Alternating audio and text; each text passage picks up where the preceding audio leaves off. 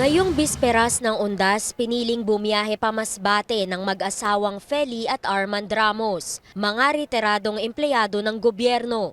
Halos isang dekada raw silang hindi nakauwi sa Masbate para dalawin ang namayapang mga magulang. Noong nag-atrabaho pa ako, hindi ako nakakauwi mula nung namatay ang nanay ko at tatay ko. Pinangako ko pag mag-retired ako, uuwi ako para mabisita ko. Gayunpaman, inuna raw nilang bumoto kahapon.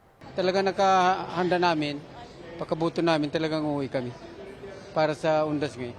Inuna rin daw ni Tatay Dulito ang tungkulin niya bilang Pilipino bago magbakasyon sa kanyang anak sa Albay. Kahapon, walang butuhan eh. Kailangan magbago.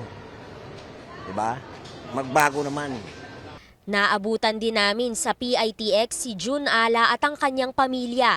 Malapit-lapit lang ang kanilang destinasyon sa San Fernando, Pampanga para makipag-reunion sa mga kaanak ng kanyang misis.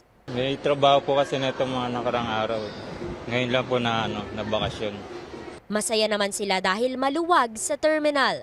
Ayon sa pamunuan ng PITX, back to normal ang operations nito matapos ang dagsa ng tao nitong mga nakarang araw dahil sa extended long weekend. Inaasahan ang 100,000 pasahero kada araw mula ngayon na siya ring karaniwang dami ng pasahero sa PITX. Pinaghahandaan naman ito ang muling pagbuhos ng mga pasahero sa weekend o November 4 to 6 dahil back to work na ang karamihan sa Lunes.